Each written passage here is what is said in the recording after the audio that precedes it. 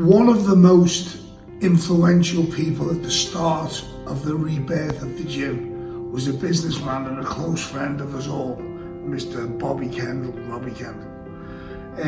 He was very instrumental in the early days. He helped us out, he donated, he bought us the ring that we're sitting in today. He was a good friend of Peter Johnson's from the Park Group, ex-chairman of Tranmere Rovers and Everton, and he gave us donations through him. Very, very influential and helpful to us. I will be eternally grateful to Bob. A story a lot of people don't know. In 1977, he ran a boxing show in the Hamilton Club. Turned into the Pleasure Dome in the centre of town. So he did it with Gordon McAteer, who's obviously family at massive in Birkenhead boxing folklore. So the Hamilton Club, they're setting up the rings, they're putting out the tables, chairs, everything's looking pristine. Anyway, they get in the ring to check the ring, and the ring only collapses. Collapsed right in the middle. So like, we've got a boxing board of control inspection soon, what are we going to do? So they propped the middle of the ring up with the chairs. So underneath the middle of the ring, there was a load of backs of the chairs propping up the bottom, the boards of the ring, and then the canvas on it. Luckily, they got away with the inspection. Finally, the board inspector says, right, okay, there's just one thing we need to check on, one final thing. Where's your stretcher? What do you want a stretcher for? If there's an emergency, we need to put the boxer on a stretcher, get them out, get them to hospital in an ambulance. So they thought, oh my God, what are we going to do? So lo and behold, what did they do? They went next door to the Co-op funeral parlour and borrowed a stretcher for the night. One that they used to carry the dead bodies in and do the embalming and stuff. So that was a very funny story from a show there. I know that was Les McAteer's final fight.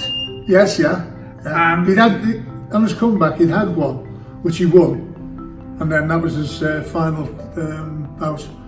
Now, correct me if I'm wrong, didn't he box Dennis Andrews? Yes, Now, Dennis Andrews went on to become light heavyweight champion of the world, and he boxed out of the Kronk gym in Detroit, one of the most renowned, famous gyms in the whole world.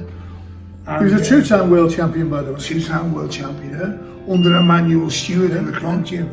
And that was it. He boxed a draw, didn't he? Well, a lot of people go that Andrews won. Now, to me, the referee was Wally Tom. Oh, right.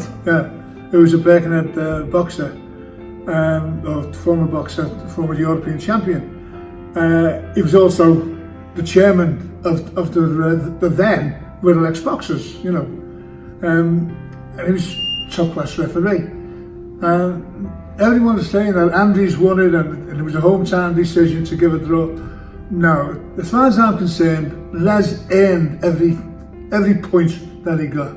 And Wally Tom, I'd defend Wally Tom against anybody in the world, by the way. His decision. Wally Tom gave the decision, and him and Les, I think Les was a little bit jealous of Wally, I think. But Wally would not have given him a draw if he didn't earn it. Unless he deserved it. He completely deserved that draw. He worked hard and he got a draw out of it. And then Andrews obviously then went on to bigger and better things. Skyrocketed, two-time world champion. But you can see he had a wonderful body on it. His physique. His physique was fantastic. Like carved in stone. I remember Andrews. But again, going back just to touch on what we're talking about, Bobby Kendall, another fella really close to my heart, because when we had nothing, we were an empty shed. We were a dump. The council wanted to close us. He went, lads. Very successful in business, Bobby. He didn't have to do it, and in his pocket and he helped us out. To give people who are fighting for stuff, we didn't have a proverbial pot to piddle in, and he really, really, really helped us out. Probably one of the most generous men I've ever met, by the way. Yeah. Because he done things to us as well, by the way, Yeah. with our ex-boxers. Is very, very close friend with Frank Johnson. That's right, the Frank boxing Johnson, reporter. yeah, he was the boxing reporter, and they'd been all over the country. But Bobby Kendall, he took myself, him and I went to Frank Johnson's wife's funeral, and then unfortunately we went to Frank's funeral. Last year. Yeah, last year, yeah. But when we went to his wife's funeral, he picked me up, he took me there. That's the type of person he was. Run me home, run me to the door. He's Mr. Nice Guy. Oh yeah. And doesn't look for, in fact, if he thought we were giving him praise now, he wouldn't be very happy. No. He's not that type of man. No. You know, I mean, we're praising him, and he wouldn't be very happy with that. He's just a nice man. That sums him up totally, Mr. Bobby Kendall.